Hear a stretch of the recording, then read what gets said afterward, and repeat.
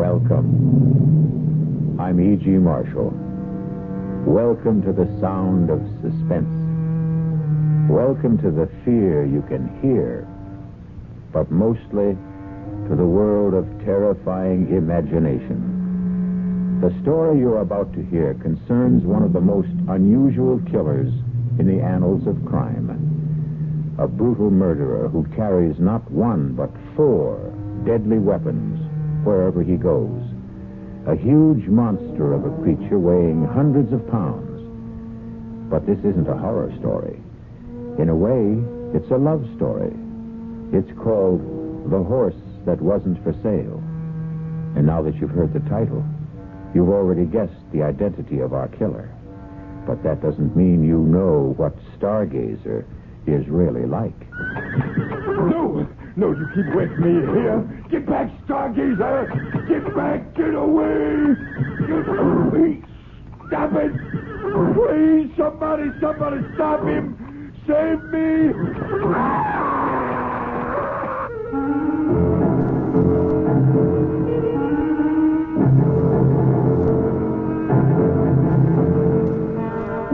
Our mystery drama, The Horse That Wasn't for Sale, was written especially for the Mystery Theater by Henry Slessor and stars Mercedes McCambridge. It is sponsored in part by Anheuser-Busch Incorporated, brewers of Budweiser. I'll be back shortly with Act 1.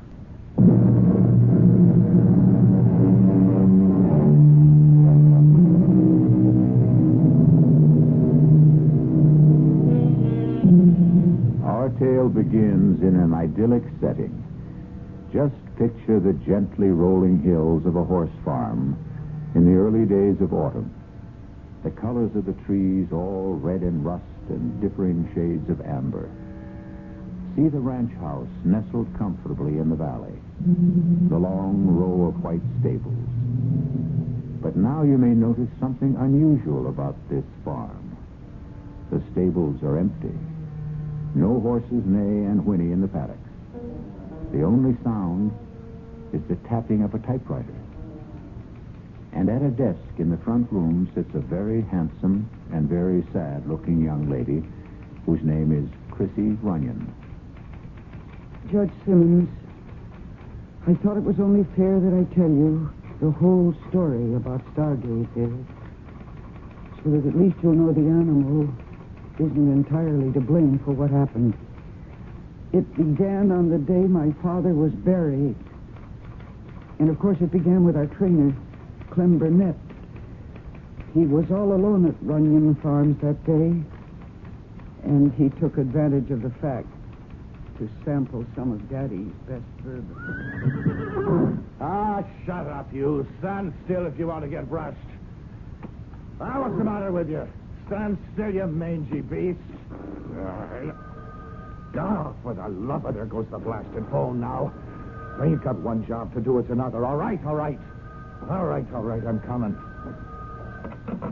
Hello. Mr. Burnett, it's Chrissy Runyon. Oh, hello, Miss Runyon. How is everything out there? Oh, everything's fine. Just fine. What about bobbling? Is she still off her feet? Bobbling's fine. Just fine. Are you all right, Mr. Burnett? Sure I am. Everything out here is just the way it should be. Tell me, how was the funeral? I'm calling to ask about the horses, Mr. Burnett. Is Stargazer still restless? Well, that horse ain't been nothing but restless since the day he was foaled. Well, then don't trouble him, Mr. Burnett. Do you understand? Just let him be, and I'll take care of him when I get out there. Huh? You mean you're coming out? Of course I'm coming out. Why shouldn't I? Oh, no reason.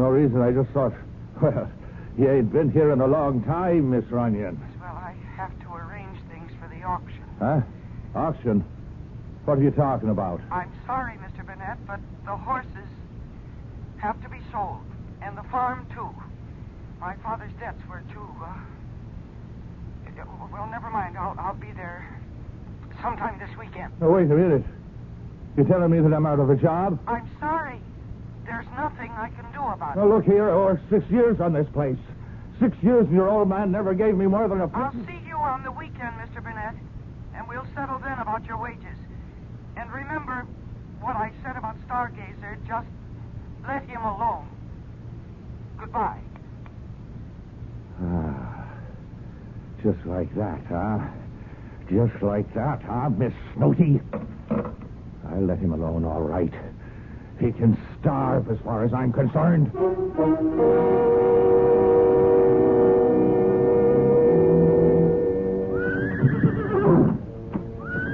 What's the matter, Stargazer? You don't look so happy today. Hungry, maybe, huh? Thirsty? No, there's no use clawing the ground. You just got to wait until she gets here. Miss Chrissy Runyon is the only one you ever cared for, right? Well, you can wait until she gets here and takes care of you, because I won't. Hey, now get down. Get down, Stargazer. Now you stop that. What are you trying to do? Knock down the whole barn? Now stop that. You stop it. All right, if you want a taste of the whip. Now stop it. Stop it, you crazy beast. Get back there. Get back. You kicked me. No. Oh, my God.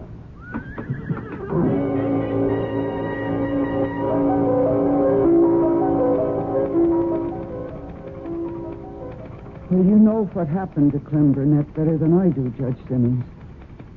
You viewed the remains of his body for the inquest. That was something I couldn't bring myself to do. I'm sure you remember the day after the hearing when you asked me to dinner. Please, Judge, why don't you tell me what's really on your mind? It's about Stargazer. Well, I appreciate your accepting this date. Now, I know you're anxious to get back to the city. No, I'm anxious to get back to my home, Judge. Yes. It's hard to think that Runyon Farms isn't your home anymore. Well, it hasn't been for years. Do you know that Daddy and I didn't get along? Yes, I know that only too well. Your father used to say, the only thing that keeps Chrissy coming back is that horse, Stargazer. And you were right the first time. It's that horse. Yeah? What about it? Well, I think you know, Chrissy. Even though I handed down the verdict I did about poor Clem... Do you know what that man was doing to Stargazer? As I heard testimony, remember? Well, it's the truth, Judge. He was deliberately starving the poor animal. He was depriving it of feed and water. And that's why Stargazer did what he did. Chrissy, stop thinking that animals are so aware of human motives. Now, I love horses, too, but I don't give them that much credit. Well, they know cruelty from kindness. And you think it was merely Burnett's cruelty that made Stargazer stomp him to death? Yes, I do. Then what about Clayton? Well, what about him? Clayton wasn't killed. Are you telling me that he wouldn't have been killed if your father hadn't reached the stable in time? I didn't know that you knew about Clayton. Your father told me himself. I didn't realize you... He swore me to secrecy because he knew how much you loved Stargazer. He's my horse, Judge. Daddy gave him to me. Yes, but he didn't know that he was giving you a killer. Oh, don't say that. You can be glad I didn't say it at the inquest, Chrissy. Now, I was tempted to, let me tell you. It was only the fact of you sitting there with those big blue eyes of yours filled with tears. Oh, I was crying for my father. Yes, of course. But you were crying for your Stargazer, too. Now, you're afraid the verdict would be against the animal and that somebody would have to put a bullet in that proud head. Judge, please don't say such things. Chrissy, you're not going to allow Stargazer to be sold, now, are you? Is that why you wanted this lunch, to ask me that? The horse cannot be ridden. Not even you dare ride him again. A horse doesn't have to be ridden. Chrissy, your beautiful stallion is mad. Mad? Killer mad.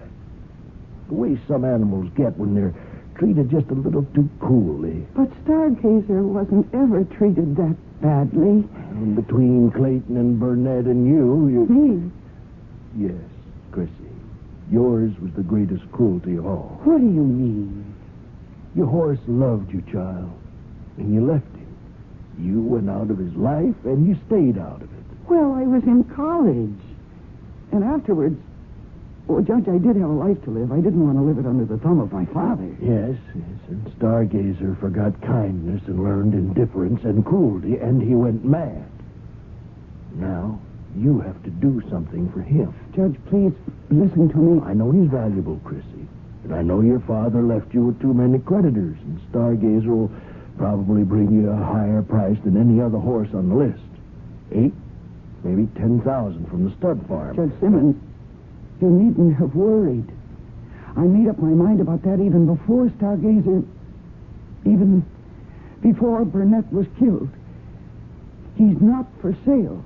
You mean that, Chrissy? I'm putting every single horse up for auction, but not Stargazer.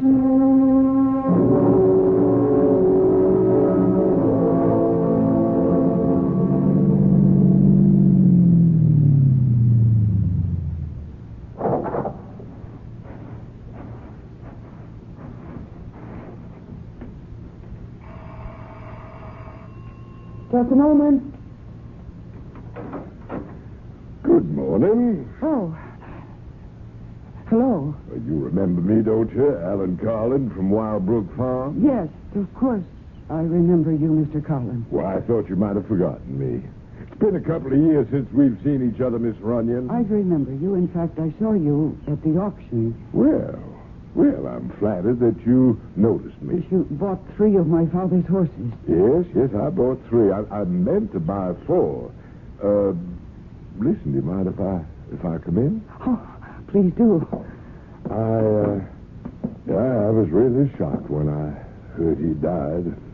He wasn't a youngster, of course, but just the same. Well, my father was 71. Well, I always figured he was younger, seeing as how he had such a young daughter. But I know it took Will a long time to get around to marrying. He was practically 40 by then, wasn't he? But then, that's how your father was, always putting things off. Including paying his bills, huh? Is that why you're here, perhaps? I beg your pardon. No, I know that you are on my father's list of creditors. Oh, but that's not the reason I came to see you. You see, I bought 3 horses at your auction, but I meant to buy 4. The only reason I didn't was because the horse I really wanted wasn't for sale. Huh. You mean Stargazer? I suppose you think I believe those rumors about the animal? Well, I don't. I've been around horses all my life. A good thoroughbred doesn't go crazy overnight. So any compunction you might have about selling him... You're mistaken. Stargazer was kept out of the auction at my request. He's my horse, and I don't want him sold. Well, I attended the inquest, you know. I listened to every word, and I know Burnett mistreated the animal. That's why he got stopped. Mr. Burnett was a fine trainer. Oh, yes, indeed.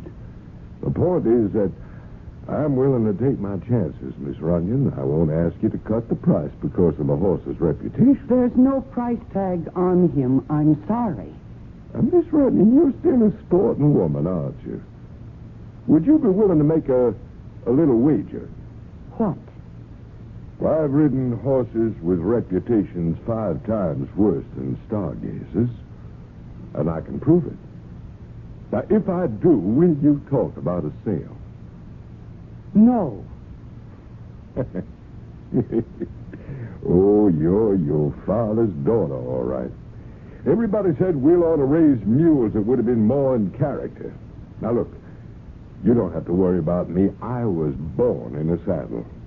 If anything happens, the responsibility will be all mine. Your responsibility? Do you really think I care what happens to you? Yeah, but nothing will. If you were at that inquest, you know what it means if Stargazer hurts anybody again. They'll destroy him, and they'll have the legal right to put him away. And I won't let that happen. But it won't be that way. It will. There is something wrong with Stargazer. I've known that for a long time. And I think Daddy knew it, too, but he gave him to me thinking that I might win him over with kindness. Well, I failed, you see. And now when he feels that hateful weight on his back, he... Oh, please, please, go, Mr. Carlin, please. All right, Miss Runyon. I'm just so terribly sorry you won't let me prove you wrong. Oh, dear. I should start my packing. Feels like the whole morning is gone. Oh, no. I hope that man isn't bothering Stargazer. He must be out at the stable. Mr. Carlin, don't. Please don't. Mr. Carlin, don't. Mr. Carlin, stop. Bring him back here. Don't ride him.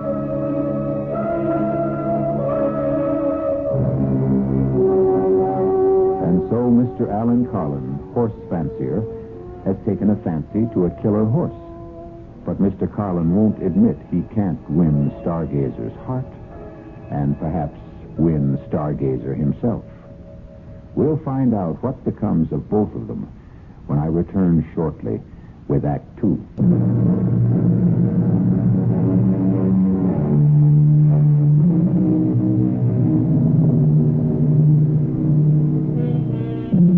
And now, here's Act 2 of The Horse That Wasn't for Sale. Alan Carlin knows horses, knows the feel of them, the moods of them, knows when they respond to a rider's touch, and knows when they resent it. But there are times when even the best horseman allows his ego to override his common sense. And Alan Carlin is about to learn that his time is now. Okay, boy. Take it easy now. Easy. Slow it down, boy. Come on.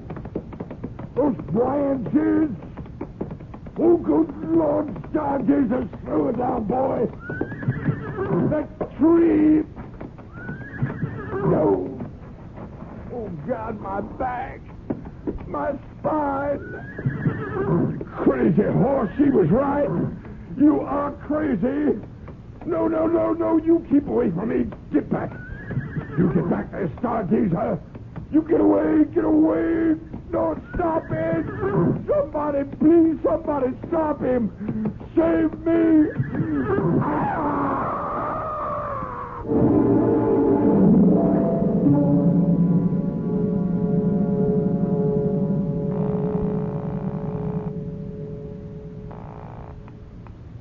Police department. Hello. I want to report a missing animal. A horse. Who is this, please? My name is Runyon, Christine Runyon. Oh, yes, Miss Runyon. This is Sergeant Beggs. Oh, Sergeant, one of my horses was removed from... he ran away. Oh? I thought all your animals were auctioned off, Miss Runyon. No, there's one that wasn't sold. His name is... Listen, maybe he's still around the farm somewhere. Maybe I better just go out and look for him. Well, if you want to give me a description of the animal... No, it's all right. I just lost my head for a minute. I'm sure he's around the property somewhere, and I'll find him. Don't worry. Whatever you say, miss. I'm sorry to have troubled you. Goodbye.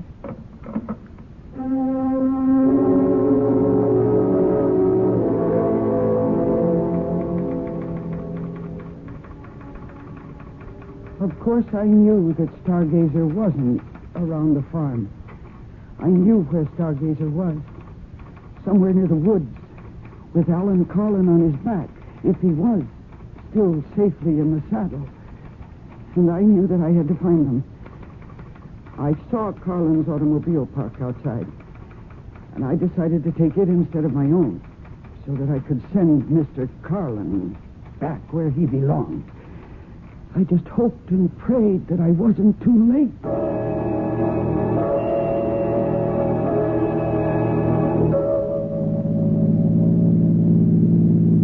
I hated driving. All my life I preferred a saddle to a driver's seat. But I drove Alan Carlin's car like a reckless idiot, taking every curve as if it was a race course. Stargazer must have been traveling swiftly, because there was still no sign of them when the road ended and became a forest trail. Only a horse could travel that pathway. So I stopped the car. I wasn't afraid of the forest. I'd spent half my life on a trail that led into the deepest parts of it. But now for the first time I felt afraid of it. Afraid of what it might conceal.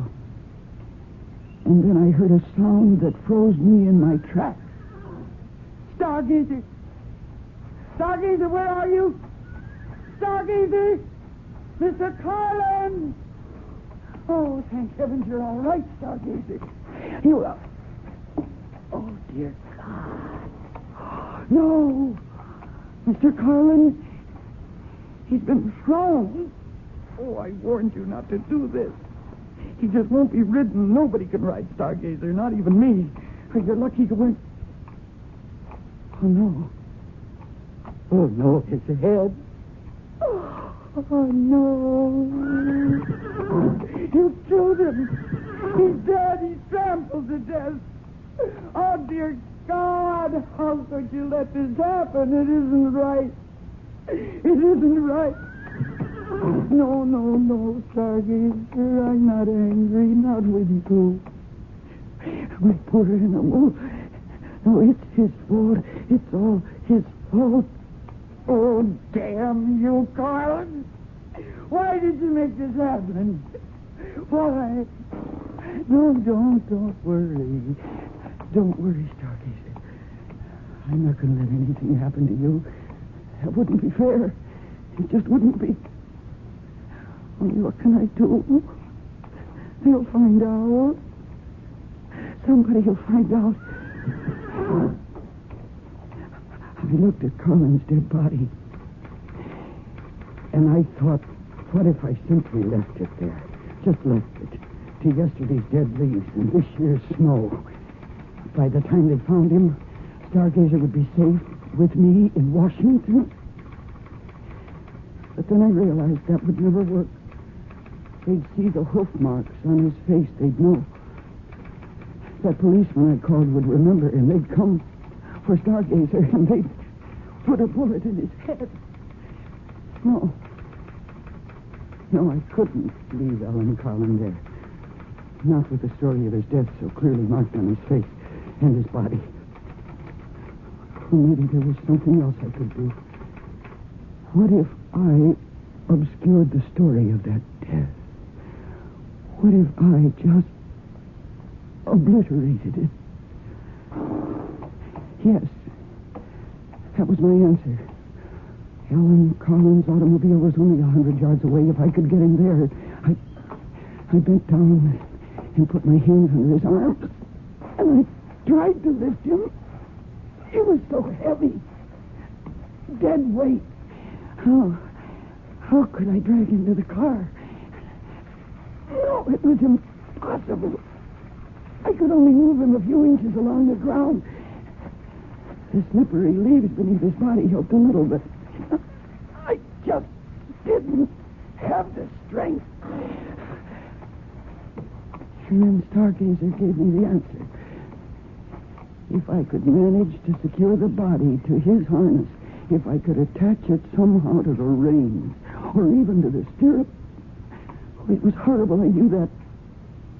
But the thought of what might happen to Stargazer was even more horrible, more unbearable. And finally, I managed it. I dragged that man's body out of the woods, using Stargazer as my strength. And I put Ellen Carlin into his own automobile. And I started the engine. There was only one logical place to take him. It was the canyon road, of course. I knew how steep that drive was, how dangerous it was. That's why so few cars traveled it. And that was lucky for me, the fact that the road was empty, because it made what I had to do so much easier. It almost seemed like a sign from heaven that what I was doing was right. And then, at the beginning of a steep grade, I stopped the car. And I looked at the edge of the precipice. And then I looked at Ellen Carlin's body. And for a moment, my nerve deserted me. But then I put down the parking brake. I shifted the car into drive. And I got out. And I reached below the dashboard and released the handbrake. And for a moment, I thought I'd have to push the car to start it sliding down the grade toward the edge. But then gravity became my confederate, and the car began to move of its own accord. The door slammed shut as the wind caught it, and with gathering momentum, it headed straight for the guardrail, straight for the canyon below. And the guardrail gave way, and the car and the man and the whole horrible problem went over the edge. And when it struck the bottom, the impact was so shattering, I knew that Stargazer could never possibly be implicated in that man's death.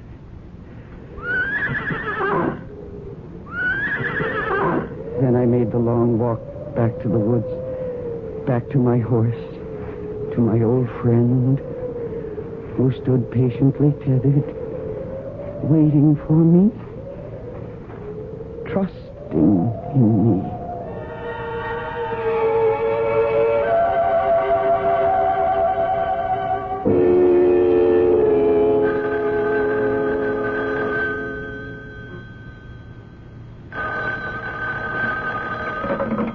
Hello? Miss Runyon, this is Sergeant Beggs. Yes, Sergeant. Well, I just thought I'd call and see if you had any luck about finding your horse, I mean. Yes, I found him. I was foolish to have panicked. He hadn't gone very far after all. Oh, good. Still on the property, you mean? Yes, he was. That was silly of me. He was just a short distance away. Well, that's fine. That's just fine. I'm glad to hear it. Better make sure you keep that stable door locked. You know? Yes, I will. Thank you very much, Sergeant. You're welcome, Miss Runyon. Goodbye. Goodbye. Oh, I think I could use a drink. Oh, no. No, what? Hello? Hello, is this Miss, is it, Bunyan? No, the name is Runyon. Who is this? Well, you wouldn't know me, Miss Bunyan. Miss Runyon. Name's Sam Fradd. I work over at Wild Book Farm for, Mr. Carlin, you know? Yes. Oh, what do you want? Well, I was wondering if you were going to be home this afternoon, Miss Runyon. A little something I wanted to talk to you about. No, I'm sorry. I have a great number of things to do today. I can't receive visitors. Well, I figured you'd want to talk to me, Miss Runyon, on account of, what happened this morning. Oh? What do you mean? Oh, I think you know. What happened out there? On that canyon road? I haven't the faintest idea of what you're talking about. Sure you do, Miss Runyon. You see, I saw you kill Mr. Carlin out there. I saw you murder him. Now, can I come and talk to you?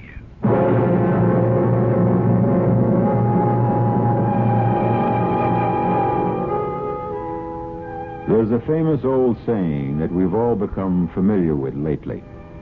Oh, what a tangled web we weave when first we practice to deceive. At the moment, it looks as if Chrissy Runyon has woven herself a tangled web, and one in which she herself seems to be caught. But we'll learn exactly how tangled her affairs are when we return shortly with Act 3.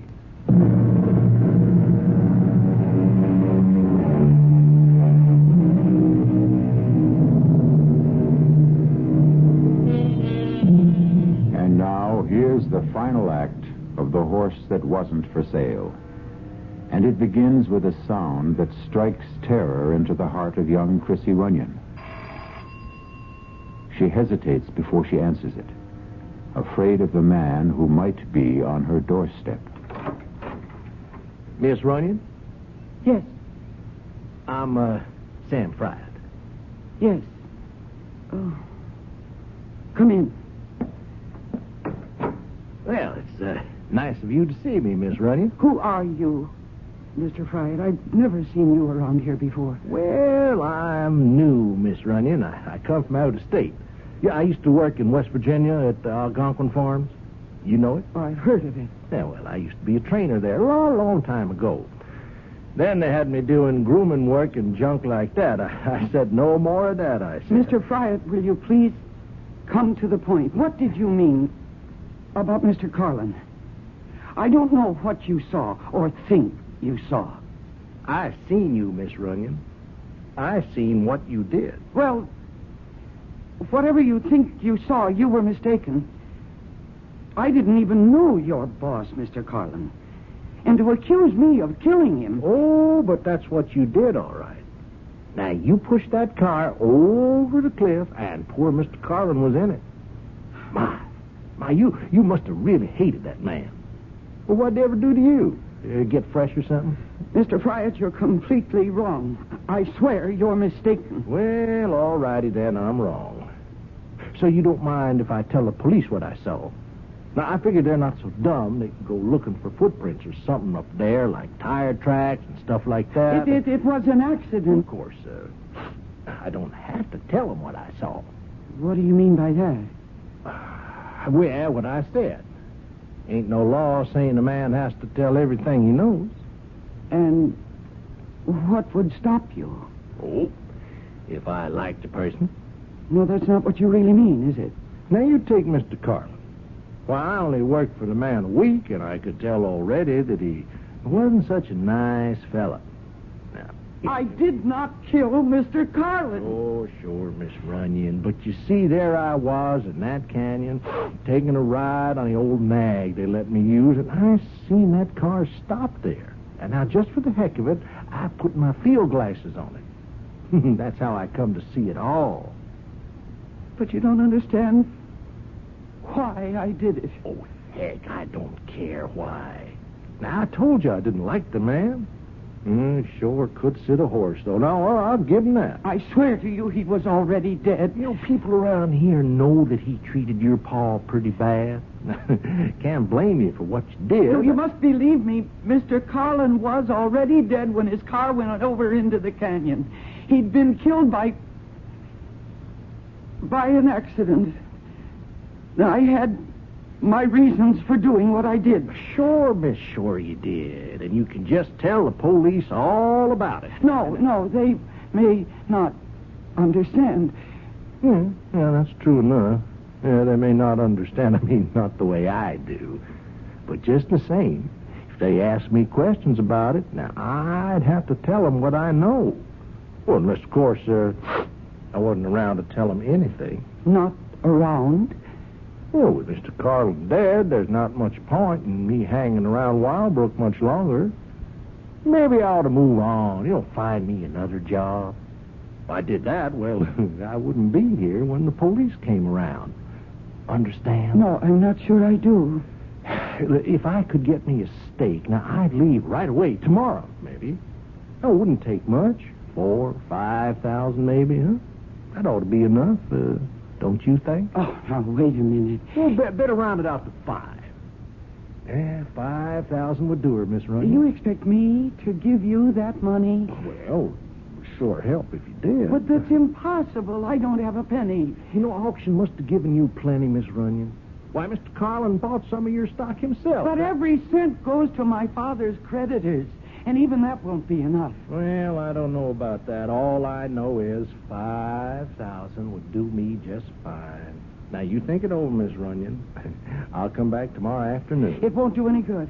Yeah, we'll see. There's just no way I can raise that money, Mr. Fry. Oh, you'll find some way. Women these days, they can do just about everything. Fly airplanes, run companies, kill people. Well, you'll figure something out, Miss Runyon. Well, so long now. Mr. Fry, please. I'll see you in the morning. Oh, dear God. What am I going to do? And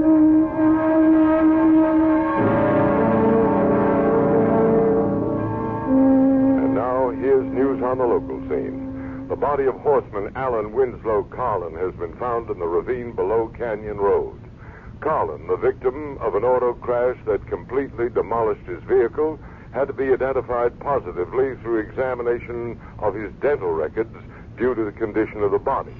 An investigation by the State Highway Patrol is underway. Yes.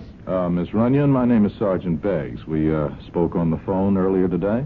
Oh, yes, Sergeant. Could I please come in? Well, if you're still worried about my horse, I told you that I did find him again. Oh, yes, miss, I know. Well, then, what's the trouble? Oh, nothing about the horse. It's about your neighbor, as a matter of fact. If I could just come in for a minute, please. Yes, of course. Thank you. I don't know if you know the gentleman. Name of Carlin? Oh, yes, I know who he is. Wildbrook Farm. Yes, that's him. Matter of fact, I understand he bought some of your horses at the auction last week. Yes, he did, but I didn't handle the transaction myself. The auctioneer did all of that. Yes, I understand. Well, then, what was it you wanted to ask me? You haven't been back home for some time, have you? It's close to 2 years. I came here when my father died suddenly. Yes, I know. And so I guess you didn't see Alan Carlin in all that time? No. Why in the world should I? Oh, I was just asking. Oh, Sergeant, I think you'd better tell me what this is all about. Well, I've got something to tell you about Mr. Carlin. He's dead. He died in an auto crash this morning. Yes. I just heard that on the news. Oh, I see. Well, it was pretty bad. He was halfway up the canyon road, heading for the Leap. You know where the Leap is? Sergeant, I was born and raised in this part of the country. Oh, yes, of course. Excuse me. Anyway, he went out driving that way, and he must have skidded or something. Car went over the edge, plowed right through the guardrail. Oh, that's terrible. It's such a dangerous road. Oh, yes, it is a dangerous place. I would have thought Mr. Carlin would have had more sense than to take it at high speed or whatever it was he did. Anyway, the car went over, and it was totally demolished, of course, and that's a long way down. Oh, that poor man. I'm terribly sorry about Mr. Carlin. But I really can't take his loss very personally. I hardly knew the man. Uh-huh. Well, your father knew him well, though, didn't he? Yes. They were neighbors for many years. And friends. Oh, I suppose so. Only they had some kind of falling out about money, I understand. Well, what does that have to do with all this? Just curious, Miss Runyon. Are you trying to imply something? No, miss, of course not. Why should I do that? Oh, there is just one more thing, though. One more thing. When Mr. Carlin left his place this morning, he told one of his servants that he was coming here to see you. Oh, that's right. He was here. Mm-hmm. What time would that have been? Oh, I don't remember exactly. Around 11, I think. Did he stay very long? No. No more than 10 minutes. I don't see the point of all these questions. Well, you see, we're just trying to understand what happened, Miss Runyon. Mr. Carlin, he was a pretty careful driver. He knew that mountain road as good as anyone else in this part of the country. We were just wondering if he might have been, let's say overtired or drinking too much or depressed, anything like that. How'd he seem to you? I just don't recall. I see. Well, then I guess that's all for now. What do you mean, for now? Oh, the Highway Patrol is investigating the accident, too, and since you were the last person to see Mr. Carlin, they might be talking to you, too, Miss Runyon. Oh. Is that the horse out there? One that got away? Yes. That's my horse. My. That's a fine-looking animal. Oh. I guess he's the only one you didn't sell off, huh? That's right, the only one, Sergeant. But, I might not keep him after all.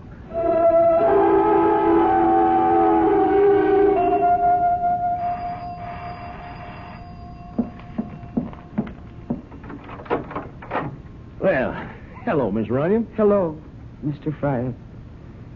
Come in. Well, thank you. Well, I sure wouldn't mind. How do you take it? Black, just fine. Oh, thank you, miss. That's real nice of you. That's good. Well, now, I understand the police were around yesterday. You don't miss... Oh. Would you like a cup? Well, I sure wouldn't mind. How do you take it? Black, just fine. Oh, thank you, miss. That's real nice of you. That's good. Well, now, I understand the police were around yesterday. You don't miss very much, do you, Mr. Fryer? Pays to keep your eyes open, I say. Oh, yes, I'm sure it does. Now, the question is, how much does it pay? Mr. Fryer, I don't have the money you want. Well, now that's a real bad piece of news, Miss Runyon. I told you yesterday there's simply no way for me to get my hands on it. The money that came to the estate through the sale of the ranch and its stock went directly into escrow. Now, I wouldn't know about fancy words like that, miss. All I know is... The estate has no money. And I have no money of my own. Well, that's really too bad. Because that means I can't leave. And if I can't leave, I might just as well tell the police what I saw. I'm hoping that you don't do that, Mr. Fryer. Oh, I don't want to do it. Believe me, Miss Runyon. But if there was just something you could give me. I mean, there must be something your pa left you, huh? A man like your daddy wouldn't die and leave his only child nothing at all. Well, there is one thing. What's that? It's the only legacy I have. The most valuable thing he owned. Look, out the window. That horse, you mean? Yes. His name is Stargazer. A thoroughbred. A champion. Yeah, that's some stallion, all right. You said you were a good judge of horseflesh. How much do you think he's worth? Well, I wouldn't know for sure. I've been told he's worth between $8,000 and $10,000. Yeah. Hey, a man would be mighty proud to own a horse like that, right? Well, he's all yours, Mr. Fryer. What? I'll transfer my ownership to you. Right this minute. Oh, you really mean that? Oh, why, that would be real fine, Miss Runyon. That would be real kind of you to do that. It won't take more than a few minutes for me to prepare the papers. Oh, I'd really appreciate that, Miss Runyon. You know, I'd sure like to take him out for one last ride before the sun goes down. And, of course, that's just what happened, Judge Simmons. Sam Fryer took Stargazer out for his very last ride.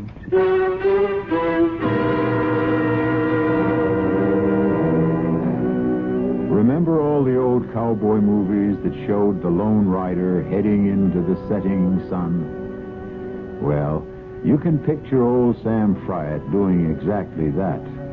Only when the words that say "the end" appear on the screen, you can also be sure they mean the end of old Sam Fryer. I'll be back shortly.